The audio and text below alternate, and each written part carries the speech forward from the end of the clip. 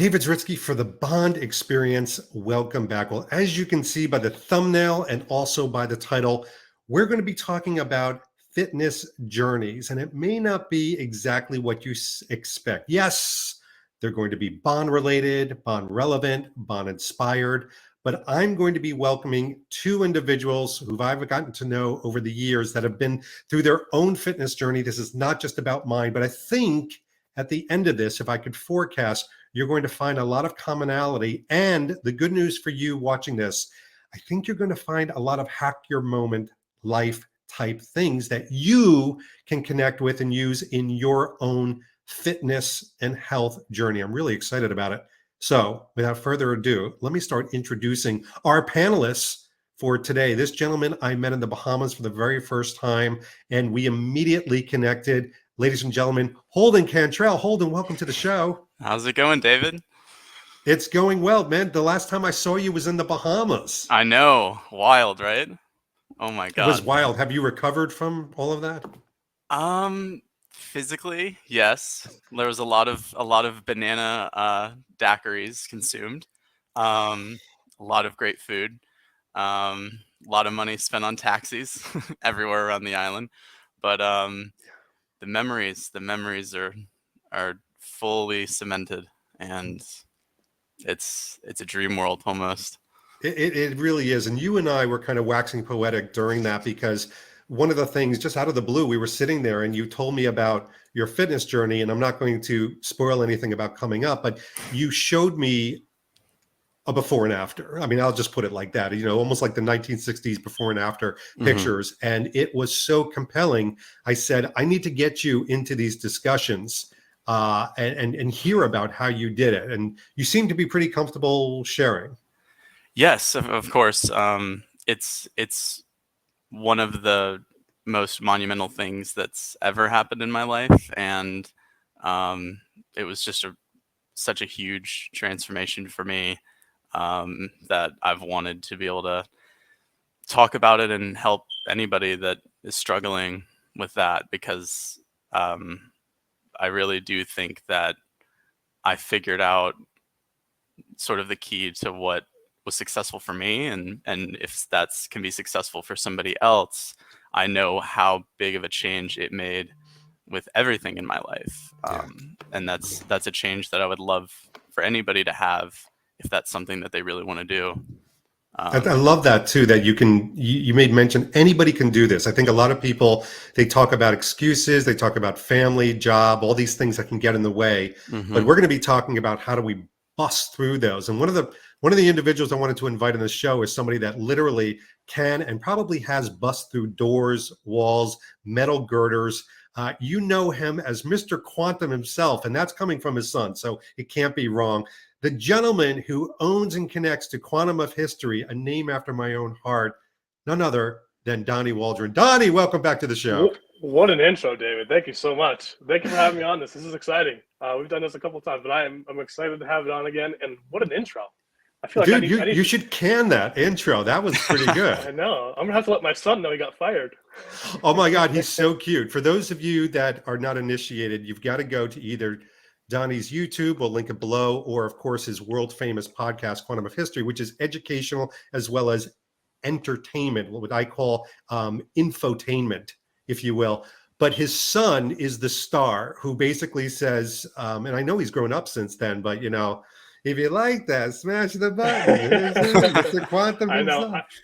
I know I should probably update it, but it's so cute. I'm just gonna leave it. I'm just gonna leave it forever, I think. I won't. I'll unsubscribe if you update that. I'll tell you that right now. But let me see your shirt. You're totally representing your brand right now. Yeah, got the Quantum of History shirt. Got the American flag. Nice. Got the British flag. A little bit of mixing them both. So you're flying all the flags today. Swag. You've got your dream girl behind you over your left shoulder. Life is complete. Yes, Mr. DeArmas myself, as I like to call myself. I would take that. I would take that too. But gentlemen, we're not here to talk about Bond girls today. That's another subject. We're going to be talking about ourselves, and I want to show respect to our panelists, to Holden and to Donnie, because one of the things I want everybody to know 4 minutes in is that this is sometimes a tough conversation to have. It's one where you've got to be a little bit brave. I've actually asked these gentlemen and myself to show pictures, and some of the pictures are, they're difficult, but we're doing it to inspire people. We're doing it to create motivation. And I'm going to be the first to kind of jump in because we are here to tell stories. That's all we're going to be doing today, is telling stories. You could watch this on YouTube. I suggest you do it, because if you're just listening to this, you're going to meet some incredible images. And I will fall on the first sword, because one of the things that I will show people is I've gone through sort of my own transformation. To the left of the picture you see right there is me in one of the first outfits I bought. It's a Goldfinger outfit. I was probably about 34, 35 years old, had a little spending money, but rotund, not fat. Medically speaking, I probably had so much weight versus my frame. And just to remind everybody, I'm 5'9" when the wind is rushing up from me, 5'8.5" when it's not, from a height standpoint. But I had some girth on me. That picture to the right is kind of what I look like today. And I've actually run into individuals that tell me, that I've known when I was 35 years old. They ask me questions like, all right, Zaritsky, be honest. Did you get surgery? Did you do all these things? And the reality is I've gone through a journey, and I want to talk about the why, because each one of us is going to be talking about the why behind this. This is something that I did probably about a year after that first Goldfinger picture, where I decided to become very inspired by Bond and do different things. And this was a write-up that I did in a local fitness center, where I talked about, it's hard to see in the picture, but in the bottom left-hand corner, what I looked like in my mid-30s. Not fat, but a soft, doughy executive. I would sit a lot at a desk. I had a little bit of power in the corporate world and didn't really do much, and then started to slowly work out and build muscle mass. And then to about 45 years old, I started to change my body type. And this kind of gives you a better picture right here at 32, at 42, at 43. And what I did, especially from 42 on, is I took a picture of myself and any kind of advancements that I would make as I was moving forward. This whole idea of me bettering myself had become much more important at a time, rather than look like Bond. But I have to admit, Daniel Craig coming out of the water in Casino Royale was my initial why. It was the reason why I was kind of doing this. And this is a picture, if you look at the lower bottom of the frame. And again, I said we were all going to be brave here. And this is me being brave, because I haven't shown these pictures before. But on the left-hand side at the bottom is a picture that I was probably around 50. So this was on my 50th birthday. I decided to take a picture. I was happy with my chest and arms. And then literally that picture to the right is about 2 months later, when I changed my diet. So realizing that a body is not, to me, and we can argue this as we talk to each other, a body's not made just in the gym. In fact, most of my body, probably 75% of that change in the bottom hand picture, was made in the kitchen. So it was a change of diet. It was a change of, knowing where I wanted to slim down and what I wanted my body type to be, to the point where this picture, which was taken about a year and a half ago or so, and as I looked upon my 30s and the kind of transition, this was something that acted as a motivator, where slipping back, and it's not so much the fear of slipping back to my early 30s, like you see in these pictures, bottom left-hand corner, little baby David with a big belly coming out of his tucked in polo. This is something I wanted to accept as a lifestyle. And so today, it's not about being huge or being Daniel Craig or walking out of the waters. It's being the best version that I could be. That's how I think I've transformed my style, which you see on the left, my activities, which you see in the middle, which is hiking and for some reason screaming at the camera. I don't know why. Eating correctly, still working out and maintaining all those things. but knowing that every bite that I take, everything that I do has got to be a little bit purposeful in everything that I shape myself. And again, the psychology behind it, the whole idea that the choices that I make today and every day is part of my journey. So let's discuss. I mean, Donnie, for you, I mean, could you see those pictures and can you empathize or sympathize with any of that? Oh yeah, especially you show the before picture, and it is humility. It's like it can be embarrassing. I know for me to show how far I slipped, it's embarrassing because you don't think of yourself as that, and you go back and forth, and you have to come to terms with the humility of, oh man, I really let myself go, and then you come back to it, and then you realize, I never changed when I gain weight. It's never because I changed my workout. I stay working out. Like you said, it's always because of the diet. It's always 100% of the time. Just I get the pudding and then more pudding and then more pudding. Wait, are you a pudding guy? I just grow pudding. My body just grows literal pudding nonstop. Man. I was going to say, for some reason, maybe this is a guy thing, ice cream and pudding, like Cozy Shack pudding, rice pudding, chocolate pudding. Those are my like kryptonites. Yeah. Yeah, and it's hard to keep up with it, but the minute you let go and the minute you're okay with one cheat meal becoming a cheat day, and a cheat day becoming a cheat week, and a cheat week becoming a cheat month, before you know it, you just forget about all of it.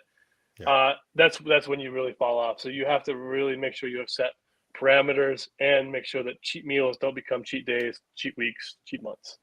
Exactly. And Donnie, I mean, we're going to get into your story shortly, but one of the things that grabbed me with Holden is Holden, you had sort of a similar awakening like I did of like, wait a minute, I don't need to be like this. But when you saw those pictures that I just put up, some of which I've never posted publicly before, by the way, could you feel like, oh my gosh, this is a familiar story? Absolutely. Just when you kind of see yourself, and sometimes it almost takes us, I think, looking at pictures of ourselves and what we are, and because sometimes I think when we look in the mirror, and I don't know if there's any science behind this, but I think that we don't always truly see what's there. That our eyes, we can kind of play with ourselves a little bit in the mirror. Sometimes you recognize yourself, sometimes you don't. Sometimes you might dysmorph things that are there or not there. But when you really look at pictures of yourself, I think that it's almost like looking at another person, and you're able to sort of judge it as a third party observer. And you really sometimes are hit, I know I'm hit with shock at just, oh, this is actually what I am like. This is what I have become, or who I am. And I really do think that, I'm sure it happened with you, and I know it happened with me, that you just are fed up with it. You're not, this is incongruent with who I want to be. Yeah. And That's so, a great way to put it, by the way, incongruent, because I have to tell you the spark that started with me, because you guys know this, and I could say this because we're friends. Men have an ego that women very often don't have. Women look at themselves, the thinnest woman in the world looks at themselves and goes, oof, I ate an olive, I look fat. Men look at themselves with a giant paunch and say, I can get Ana de Armas. I mean, it's the ego of men, good I feel or bad. attacked. Yeah, I know. I'd love to call it confidence. I think it's more consequence, but I feel attacked. But in reality, I did exactly what you said, Holden. It wasn't somebody, was never my wife coming to me going, ooh, you look pudgy, or anybody saying that. It was me living a Bond lifestyle, collecting the things, the clothing and all these things, then looking at Daniel Craig and saying, if I'm going to live this Bond lifestyle, and if that's parallel to the life I want to live, why isn't it about what Bond looks like, feels like, the mindset, the psychology, and the physiology of what he goes through? And Holden, I'm going to ask you to tell your story, because we have visuals that you've contributed, and Donnie, you have not seen these, but you look at Holden here. Prepare. Oh God. Okay, so Holden, tell me age, tell me about this picture. So I actually think that this picture was taken on my birthday, May 10th in 2014. Okay. I want to say. So I was about 8 years ago, 7 years ago. So I was 18 years old. at the time.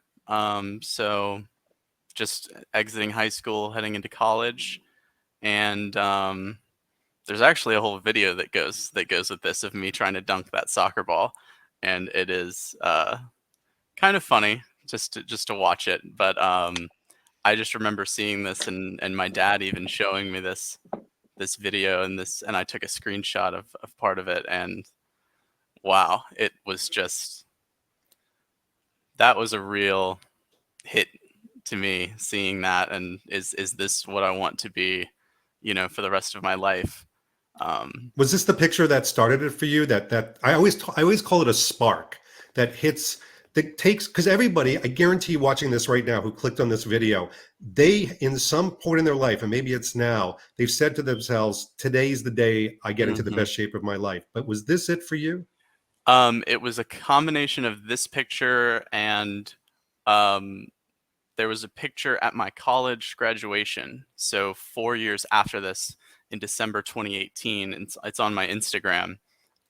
It's me at my college graduation with my grandfather and my dad, and I'm wearing, the big gown and everything, so you can't really see, exactly what I look like, but you can see my face. And when I'm, especially like when I was at this point in my life, my face held a lot of weight.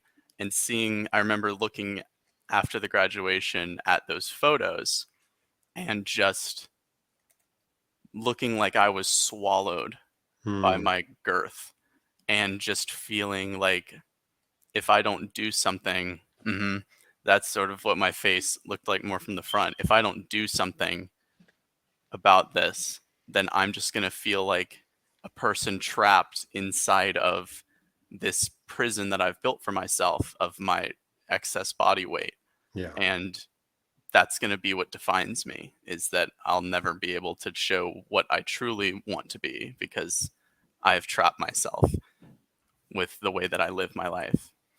And by the way, I think it's important for people to see this picture in relation to what we just showed. Now, we just made a significant jump. You've got to tell us, where do you begin and what's your journey like?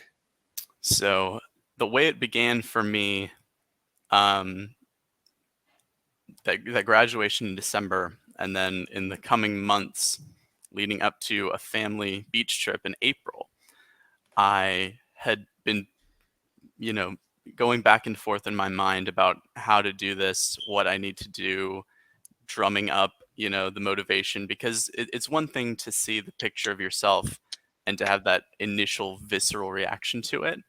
It's another thing for that motivation to stay there and be steady enough for you to actually take action besides just being shocked.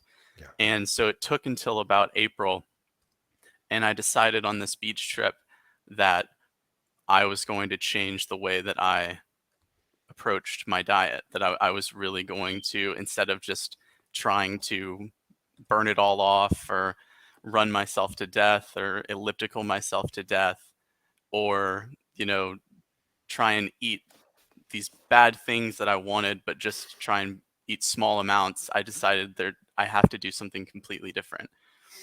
And everything that I found in those months leading up to that, preparing myself to start this journey, was I needed to find low calorie foods that I could eat a lot of, because I had a big stomach to fill, to satiate. And I didn't have the willpower. If I was going to eat bad things and only small amounts to stay in those calorie limits, I was going to be too hungry. I was going to fall off the wagon. I had to find low calorie foods that I loved, that I could fill myself up on and still be at those caloric goals in order to consistently drop that weight. And that's what I did. And I mean, did you see immediate effect from doing that? I did. So I at that beach trip, every single morning I would get up, I would go out and walk or jog or swim, do something. I just wanted to be as active as I could be. Yeah. And when we get to the beach and we go hit the groceries for the week, I was very, very particular about, I'm going to do, I love eggs. I can do egg whites. I can make myself scrambled egg whites. throw some jalapenos in there. That's yummy for me. And the thing that I really had to stay away from, I know you guys talked about the pudding and the ice cream. I mean, I do enjoy my sweets, but the thing that's really been the killer for me all my life has been sauces. I am a Ooh. sauce fiend. Like ranch dressing runs in my blood. And Alfredo sauces, things like that. oh yeah. And so honey mustards, all of that. And when you really look at those sauces, especially any sort of like cream based sauce, good lord, do the calories get Yeah. high quick. And one thing that I did definitely in my journey is I got a food scale and started weighing out how much I was eating, so I needed to get an accurate picture of the. I feel like everyone has to do this. You have to understand how many calories are in what you're eating, because it is shocking, I think, to anybody who does it, just how little can be so much, and especially when it comes to the sauces that I was using. And so I had to change completely what types of sauces I used, how I flavored my food so that I didn't need as much sauce, all of things like that. I had to be very, very disciplined about making sure that I didn't just glob. Everyone that I speak to about these types of journeys, the one thing that I see as a commonality is math, simple math. And people think it's very complicated sometimes from a diet standpoint, but it is often mathematical as far as burning calories, your activity, what you put in. I do want to bring it back though, because I'm morbidly curious, not morbidly obese, morbidly curious about Bond and the Bond inspiration, because I want to share a picture with everybody of this good looking, Pierce Brosnan looking son of a bitch as he strodes up the middle of the one and only in the Bahamas, wearing the Tommy Bahama shirt, and he's got the pants and everything. And I mean, you would never think this was the same person we showed in that first picture. But the one thing that came across in our conversations was Bond as an inspiration. So as you're looking at calories and doing these things and running, how much of Bond is coming into your brain? A lot of Bond is coming into my brain because I've done this my whole life. When I look at, I've always loved movies, and obviously James Bond movies being the pinnacle of that. And when I see these stars and what they look like, what they're able to do, that's always been a fantasy of what I would want to be. And seeing, Daniel Craig coming out of the water, or, I love how Daniel Craig looks in Quantum of Solace when he's with Strawberry Fields in the hotel, and he comes to answer the door in those jeans, and he's shirtless, and he's just cut to the nines. Yeah. And it's like, God, would that feel amazing to walk around with my shirt off and feel like that. And so absolutely, it's every time I see anything like that in the Bond movies, that's absolutely a motivation. And even in my personal life, wanting to actually do, intelligence work and things like that. A lot of the things that I was looking at this time in my life too also came with physical qualifications. Like you had to physically be able to do certain things and perform. And I knew that at the size that I was, there was no way in hell that I was ever going to be able to perform in that way. That's a new one that I haven't heard, is using kind of your vocational or career development. I mean, I take a look at you and I see a picture like this and I go, the man's got confidence. I mean, clearly your evolution and your journey created confidence, almost to the point where, and I've got to show this too. This is not a picture that you provided me, but I'm going to show it because one of the things that I thought was a wonderful side effect, and you could call me wrong, is you've got a smoke show of a girl on your arm. I was honored enough to meet her, and she looks like a Bond girl. That had to come with a certain amount of confidence. And wasn't, I'm sure she doesn't seem like the type to look at you and go, well, no, I like him in this body over that body. But your confidence and the way you come across had to be a part of the relationship. Absolutely it did. And I had actually met Amanda, my girlfriend, back when I was bigger. That when I'd first met her, when we were just friends, acquaintances, because we played poker together. And she had moved actually out to Denver, and when my transformation happened, and then she had moved back, and because of my job, I hadn't been able to go to the poker. I hadn't seen her at all. But my dad had been at poker, and he told me one day, when I still lived at home, that Amanda had asked about me. And because of this change, and because that I felt now that, maybe there was a chance that she could be interested in me, that this change absolutely gave me the confidence to reach out to her and to start talking to her and fostering the relationship that we have now. And she is absolutely my bond girl. And yeah, she's amazing. And She she's is. also really good about, one of the things that we don't have to get super into right now, we might talk about it later, is that the journey, it never really ends. Right. And when you've had that discomfort with yourself and what you look like and how your body is, there are things that happen where you do sometimes still get critical with things. And Amanda is really, really amazing at reassuring me and giving me that affirmation that I am attractive, or I am doing what I need to do. And she helps me stay so disciplined, and gives me all the support that I need whenever I'm critical of myself and who I am.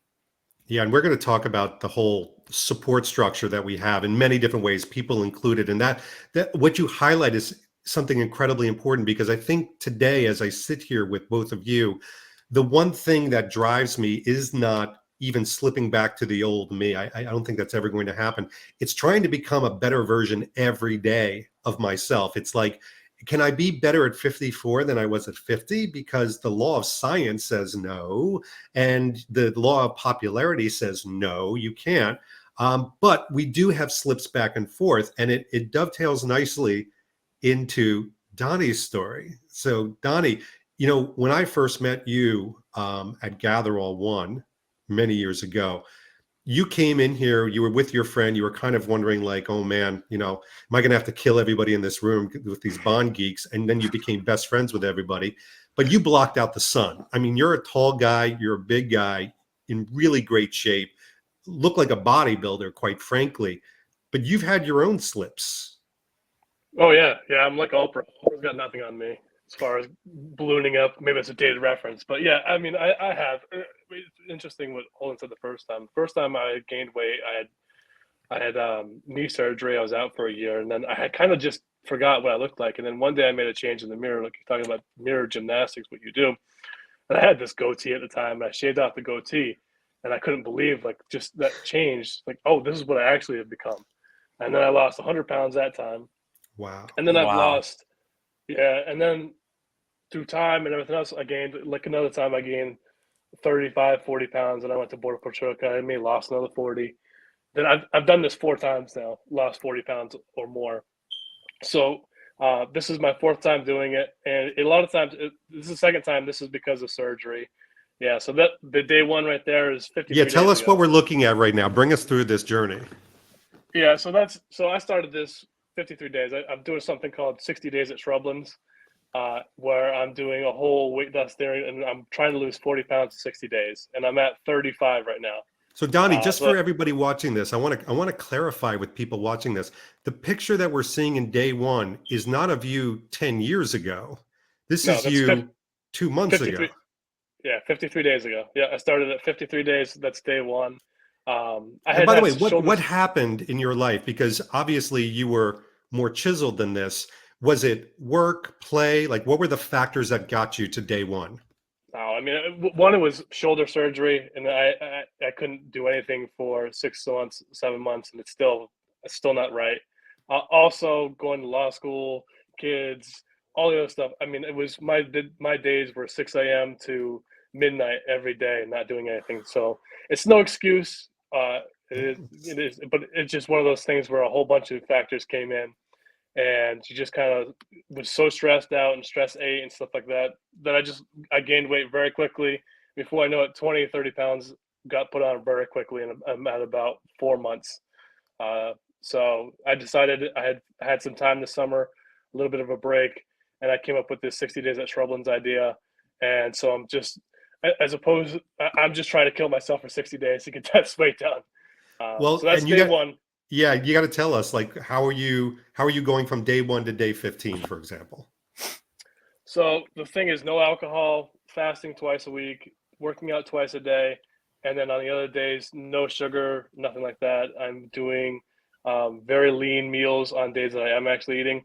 A lot of quinoa, chicken breast, like that.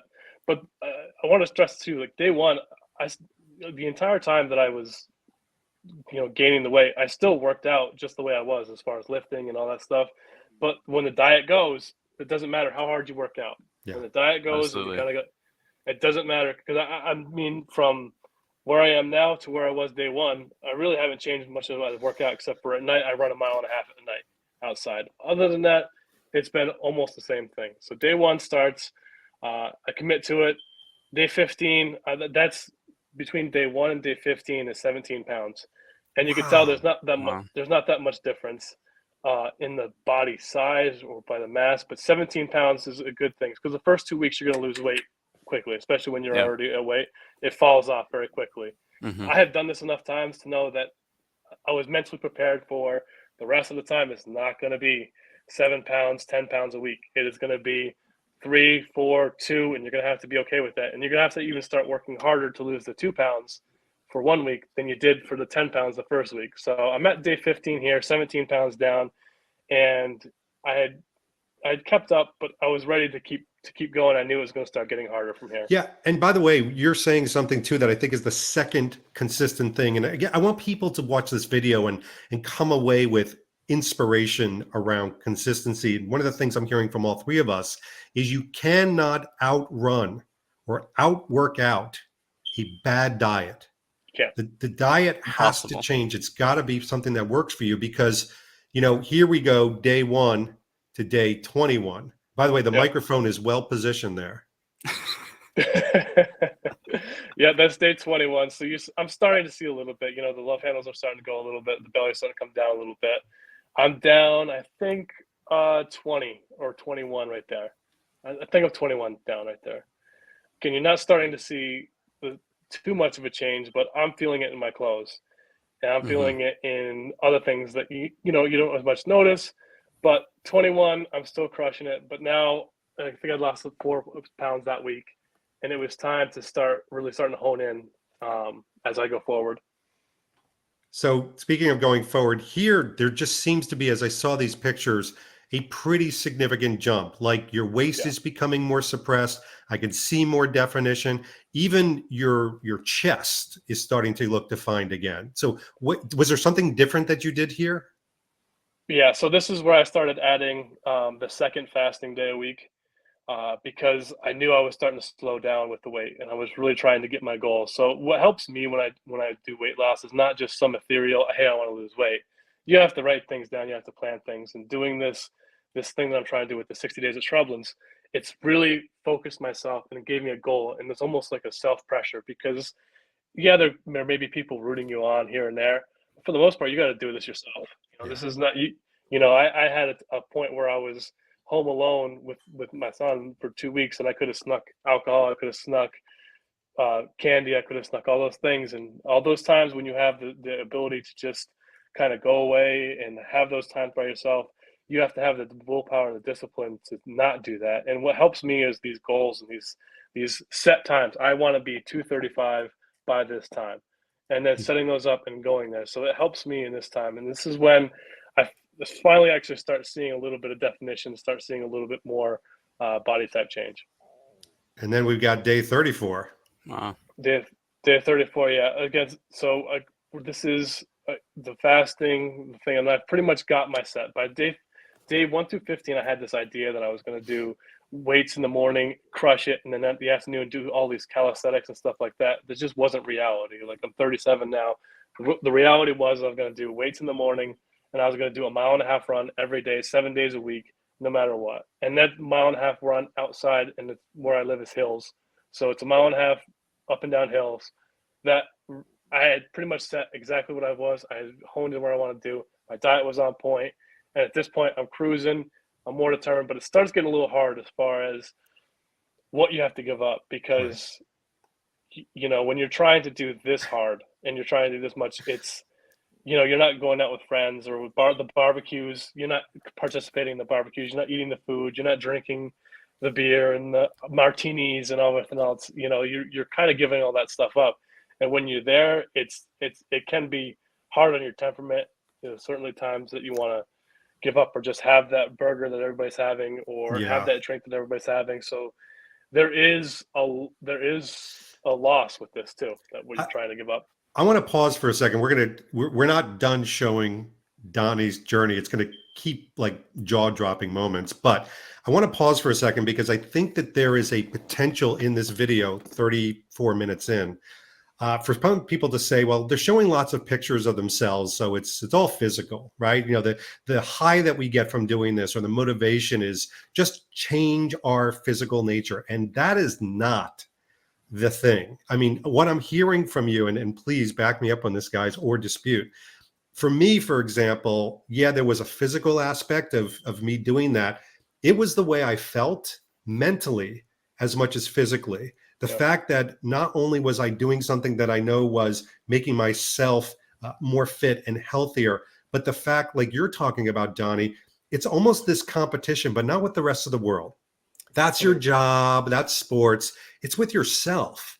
It's how do I get to be the best version, the best possibility, and to that next level of goal and goal attainment, which I think is so aspirational for people to hear because there's this, to me, as a psychological reward to this, as there is a physical reward. Donnie, would you agree with that? 100%. Absolutely. I'm a glutton for punishment, and I'm happy when I'm struggling. I know that may seem weird, but I'm happy when I'm struggling. I'm happy when I'm learning something new. I'm happy when I suck at something and I get better at it. And for this, it is, like I said, for the most part, nobody's going to really do this for yourself. When you have to get in there, it's going to be hard. You have to mentally want to do this, and it's not easy. And it's to stay there, like you and Holden and David, you guys have stayed there, and that's not easy to keep going either. To not go back to your ways. But for me, it is a mental test. I'm not doing it for anybody. I'm not doing it for anything else. I'm doing it for myself. I have my goals as far as what I want to look like. With my thing was actually with clothes on, as far as bond connection. But to have clothes that fit right, to look good, to have suits that fit right. But yeah, it is a mental grind, and you have to get down and dig deep and say, all right, I am doing this, and no one's going to stop me, and I'm doing it for me. And then at the end, you're going to get such a mental reward from the accomplishment that you have that you didn't think that you could do in the beginning. Exactly. Holden, same kind of that mental high as well. Absolutely.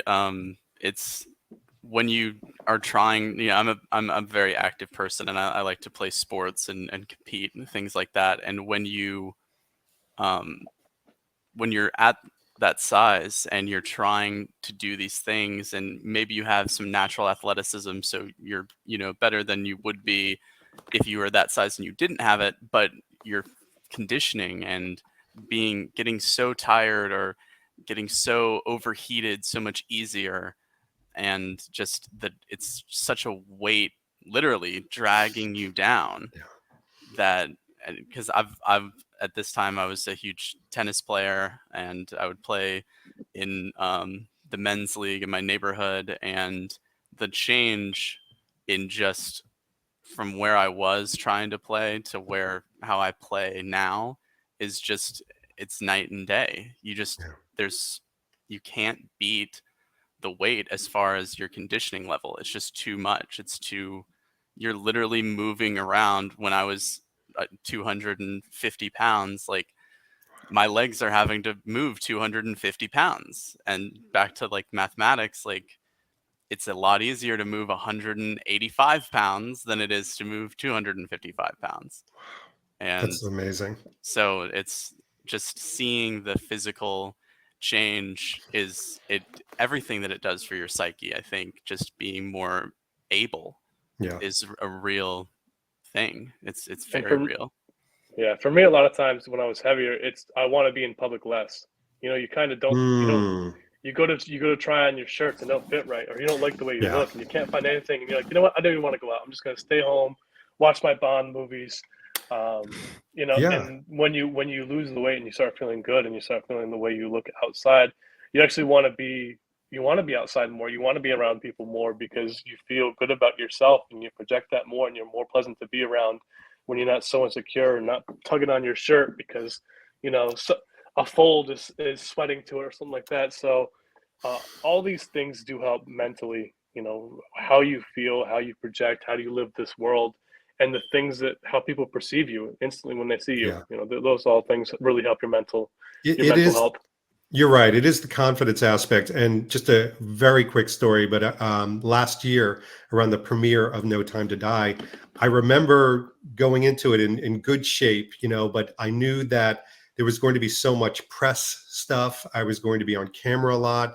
I was going to Jamaica where I was going to be in a snorkel video, and I knew I was going to have pictures and video of me in a bathing suit. I actually went the other way. This is the danger. We'll talk about this shortly about the slips. How far do you go?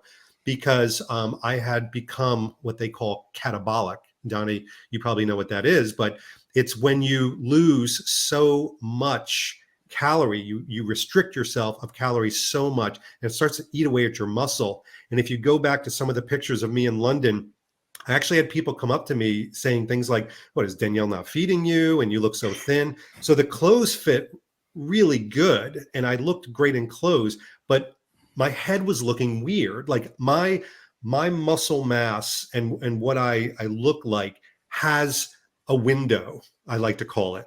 And if I lose too much, I actually start to look weird, and my arm size goes down and my chest size, and it starts to like, that's not David anymore.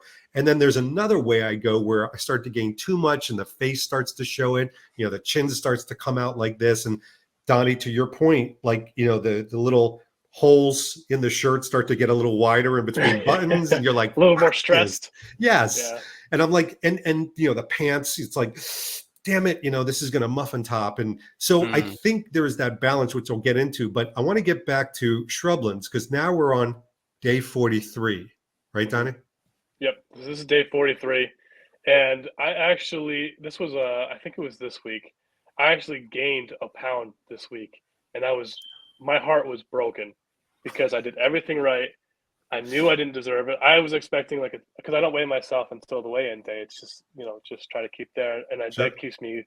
I keep the whip, as if I'm gonna keep going. And I was gutted to see the pound and a half because I knew I didn't deserve it. But then I looked at the picture and I'm like, well, I can still see I'm still gaining. So it was one of those things where I had to not let the scale defeat me. I had to not let anything defeat me. I had to know that I was doing the right things and it was there. And then, so I get that picture and I still think, well, look, I still look like I'm on the right track. And then turns out the next week, I lost like 5.5 more pounds. And I know that the scale that day just was mean to me, but I didn't deserve it. So that's looking from day 29 from day 43, and you can see, and that's 2 weeks. That's only 2 weeks. That's insane. To see the difference. It's amazing. One thing I'd just to throw in there about just for people who watch this video who are trying to do this, and because Donnie made a great observation there about how the scales, some days it's just, and I think that a great technique that some of the people that I had listened to when I was trying to find advice or information was one way to kind of keep yourself from getting that scale shock is if you weigh yourself every single day throughout the week and then take that median weight, throw out the outliers, throw out the days where, oh, why am I up today? Why am I way down today? It's like, because you're probably not losing that much and you're probably not gaining when you're doing that. But the way that your body holds water, and there's just so many factors that can affect, when we're talking about losing X amount of pounds a week, there's so many factors that could be going on that a lot of times I feel like if you can just get rid of the outliers and look more what was the median for that week, and was it below what I was last week? And if that's the case, then I'm probably doing something right. That's a great technique. And I will say too, to everybody watching, this is going to sound like a little asterisk on a medicine bottle. Results may vary. So the reality is that Donnie, as you can see in his form, is much more to the professional side than probably Holden and I are. So when he sees the weight gain or the 1 pound or things like that, very often as you're building, you're going to build muscle mass, which weighs more than fat in many cases. So you just, and you've heard it from Donnie, you don't want to like crush yourself because you've had a weight gain or anything like that, because as long as you're consistent, you're going to be going in the right direction, because this is day 47. Mm-hmm. So Donnie, Yeah. this is like, I think this is the last picture we have of your record. And at this point, I was just going to use a term that I think you'll know what it is. You're starting to get the devil horns. The V or whatever, yeah. Yeah, down towards the bottom. It's like what the Yeah. Abercrombie and Finch models want to get. Yeah, V. that's day 4. So since that day, I'm down 6 more pounds, and then I have next Friday is my last day, is my 60 days. So I'll have a finished product by then, and I'll have something ready to go. But this was again, I told you that I gained the 1 pound. This was I crushed myself. I stayed with it, and I had lost 5.6 pounds, I think, that week. A lot of still keeping the discipline, keeping consistent. What you said too, David, with the muscle. I mean, a lot of it is just being there, but I've been lifting now for 15, 20 years. You're not going to build muscle in 60 days. That's just, what I'm trying to do is a shred program, which you can lose weight, but you can't build muscle in 60 days. And any of those programs that try to tell you that you're going to look like an Adonis after 60 days, that's not true. When you're trying to cut weight, you lose weight by the things we're talking about, but muscle is a whole nother thing that takes years and years to build. So, whatever you look at, as long as you're looking thin and going there and going down, worry about the muscle at another time, because that takes years and years to build.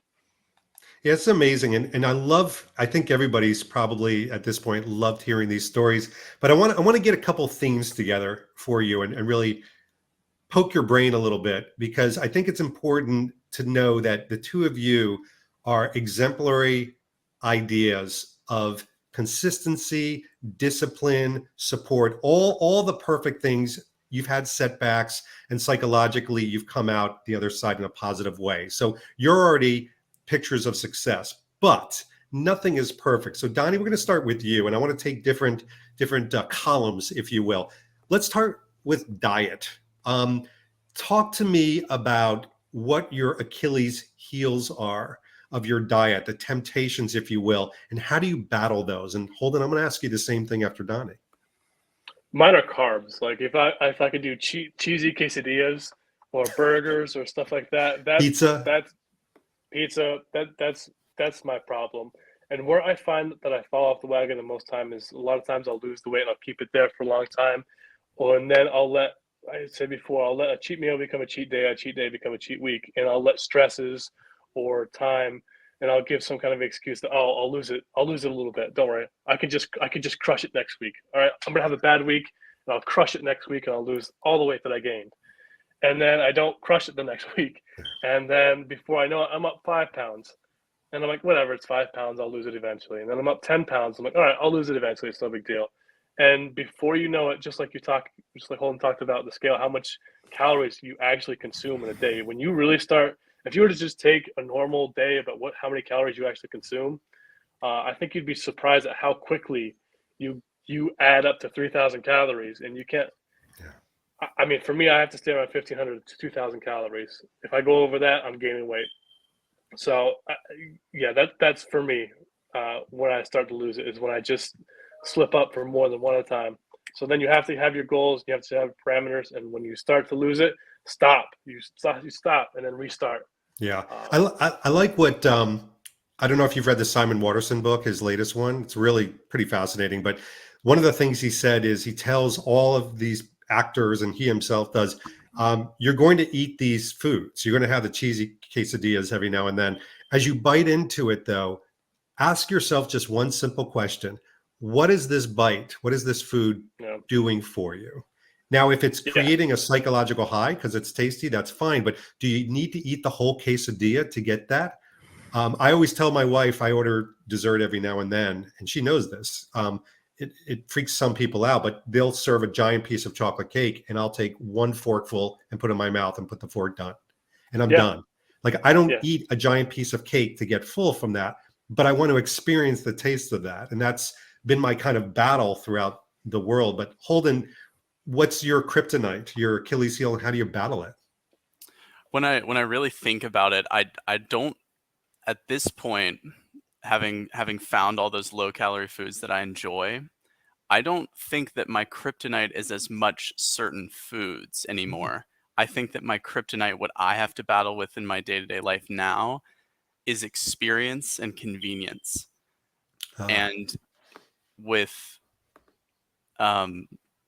my job and everything, getting to work early in the mornings, if I'm not diligent about preparing myself my food, the food that I know is going to work for me and be good for me, I will fall into that trap of convenience where I will justify to myself why it's okay, convenience wise, for me to get that McDonald's or to order out that, that pizza, or, let's get this Indian food, or whatever it is. It's so easy. If you're not preparing for yourself, then you are preparing to fail, because you will slip into being undisciplined, and you can't control, that everything that you'll get from outside sources that's not in your control.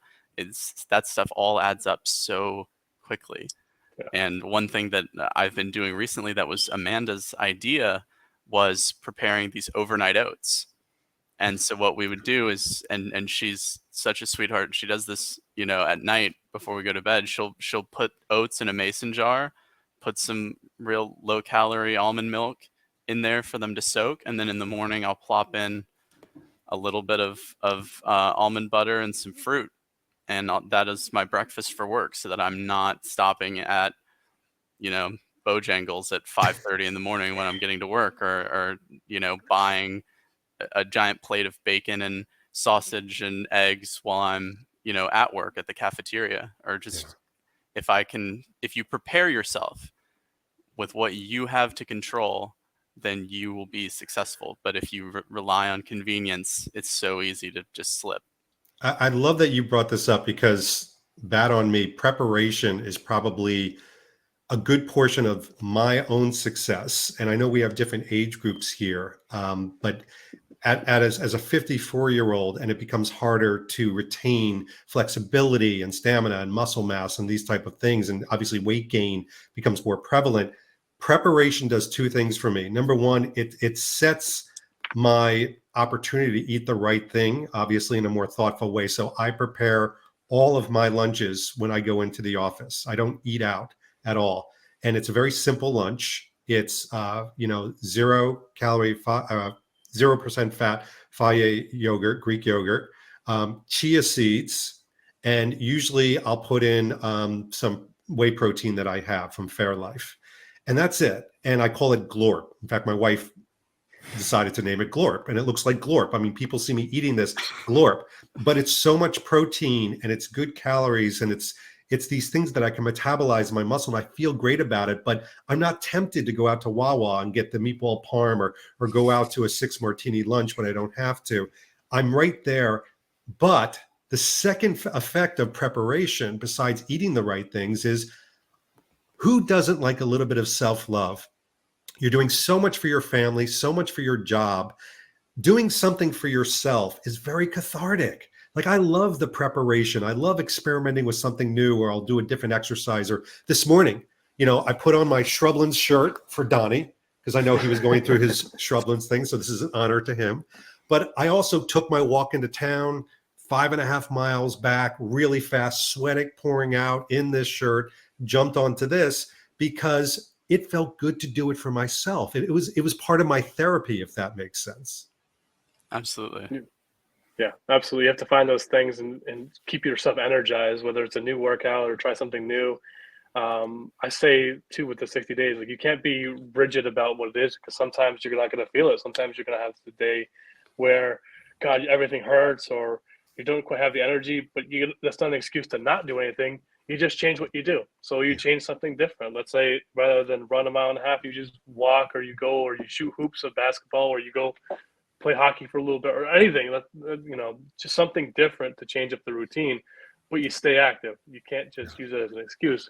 You stay active, you change it, and then it's exciting for you, and when you still maintain the results, and still enjoy the success.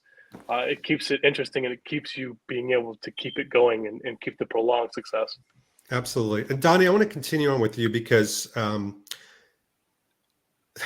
I keep hearing from people. There are a lot of people that reach out and they say, David, I see you do these fitness videos and you've been on your own journey, but they tend to gravitate to one very big excuse. And I'd love to know each of your secrets on how you battle this excuse. And that is time. I keep hearing this as a consistent excuse.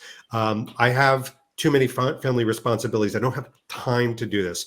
I need sleep. I don't have time. Work. I have a new job. Time. It's usually, it starts out something bigger like kids, work, vacation, but it really does get down to time. So Donnie, how do you battle? You're taking care of kids. You're an active family man. You're in a new vocation, for goodness sakes. How do you battle the time factor? You just make time.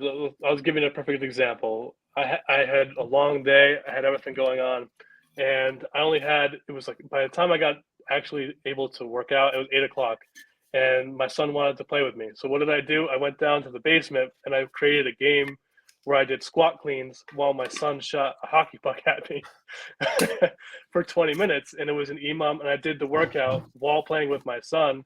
And it was a fun activity for us. So look, and that's just more of an extreme example of really having to balance everything. But when you sit down and the kids are in bed and you're plopping down and you're watching Netflix, well, okay, well, you got 9:30 to 11:30. What did you do? That's 2 hours of your day that you're giving up.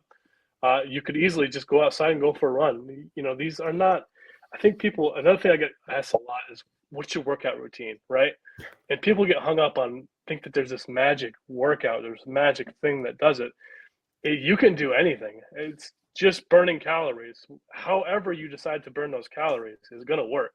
So literally, if you just put down the remote, take 15 minutes, go for a run, come back, there's your workout. And it took 15 minutes for you to do. It doesn't have to be this amazing circuit, amazing workout. It literally can just be going outside, going for a run, and you'll still see the results. So time, you just have to make time, and it literally can be as little as 30 minutes, 15 to 30 minutes. I love the message that you're giving, because to me, if I was to summate it almost in a marketing way, you're creative and resourceful, and you have to be. And the difference between people saying they have time and don't have time could be the amount of creativity in approaching when you do these things and how you do them. And you've found a successful way to do that. Holden, what about you? Time is a factor. Time is absolutely a factor. And I think that when you really decide that you want to do something like this, it comes down to what you're prioritizing. And I think just like how we talked earlier about when you really look at what your day-to-day looks like as far as food and adding up what that really is, you can also take that hard of an examination at what your day looks like. And I think that most people would find that there are a lot of little down moments where they're doing things that, as Simon Watterson might say, like, what is this activity doing for you? Just like, what is this food doing for you? And Donnie's right that it doesn't take a ton of time of just having some sort of elevated heart rate to get your body into a calorie burning, like mode. Like if you can one thing I would do is I loved going for walks at night, and I would walk 4 miles at night before I went to bed instead of sitting in bed and playing on my phone or binging a Netflix series. I would go for walks. And now things change in your life, and I'm in a relationship now, so we do like to have sort of that nighttime together. And so I don't do those walks, but I do the Peloton now. And Oh, I thought you were going to say other vigorous activity, but uh, Peloton is good too. Yeah. yes, I won't This comment is a on James that. Bond channel. I'm sorry. It is a James Bond channel. There is vigorous activity all over the place. But Peloton is definitely one of the new things that I've added in, and she and I love, well, one of us is doing something in the kitchen or something, one of us could hop on the Peloton. And she's one thing that really helps me, and I know not everybody has this, is she's also very active, and she has turned me into a distance runner.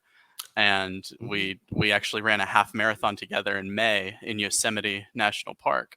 And I had, when I had first met her, like I hadn't run in forever. I would walk all the time, but running a mile and a half for me was like the top, and 2 miles was like, wow, that's hard.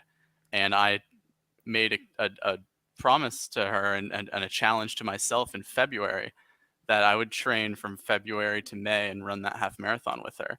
And we hit the road, and we were getting up to, running 6 miles at a time and 8 miles, and we killed that half, and I love it now. And we have another one coming up in the Everglades in October, and I have definitely become a runner through that. And so I think if you have anything you can do with your significant other, whether it's running or walking or climbing, whatever you can do that's active, you can combine activity into that time that you're spending to them, and that responsibility that you have to them to give them the attention that they need. So that's another way you could make time is by spending it with someone you love. Yeah, I will say, besides that being very heartwarming, it's very real. So 2 themes I bring out of that. The whole idea of partnership in this, if you have an active partner, Danielle and I love to go hiking. It's what we love to do most. We even have a vacation to Switzerland coming up where most every day we're doing hiking. That's how much we love this. Obviously, that's going to spur you on and keep you active in a very natural way without even having to think of it. But I want to go back to the first thing you said, because prioritization to me is everything. It's almost as important as the preparation. We could probably do the 3 Ps if we found another P. Peloton, there it is. Yeah. But prioritization, I have gone so far in my vocation because we're a global company, and I get invites all around the clock. We just did a presentation at China last week where I was doing that at 8:30 at night. What I've done is I prioritize my fitness and workouts so much that I actually put them in my work calendar, and nobody can overbook them. So those are my times when I'm going to be doing it. Now, sometimes I'll get up earlier in the morning than others. I'll work out at 4 a.m. instead of 5 a.m. And, obviously that'll change. But for me, it also demonstrates that this is as important, if not more so. And I would say actually more so than any work meeting I'm going to do. There was a great cartoon from Far Side that had the doctor go to the patient who was clearly overweight and say, what's more important, working out 1 hour out of the 24 hours you have, or being dead for those 24 hours? And the whole idea is like, this is bigger than James Bond. Mm-hmm. It's bigger than all of us. It's bigger than a competition. This is the one body in life that we have. So this is what spurs us on our journeys. But gentlemen, that is our time. I feel like we could have spoken for several hours. So let me ask you a question. Will you come back and share more about your secrets to your success? Always. Absolutely. Always ready. All right. So we haven't scared you away at all. Not at all. No, I could talk about this for hours. Nice. You sound like Captain America. I could do this. That's America's ass. But thank you so much for sharing. Literally, they say opening the kimono as a way to share. You guys literally opened the kimono. We all showed things that we wouldn't normally show of ourselves and stories to do that. And what I'm hoping is that if it inspires one individual who sees this to change their lives for the better, this was worth the 1 hour that we spent doing this. So thank you, gentlemen, so much. Thank you, Donnie. Thank you, Holden. We'll be watching out for both of you. And in the meantime, this has been David Zaritsky for the Bond Experience, and we'll see you all real soon. Take care. Thanks for watching this episode. If you want to be up on the latest from the Bond experience, just click on this subscribe and subscribe to our channel. You're going to get all the latest and greatest information, plus some exclusive content. And by the way, speaking of content, here's something especially for you, just because we know you. Talk to you soon.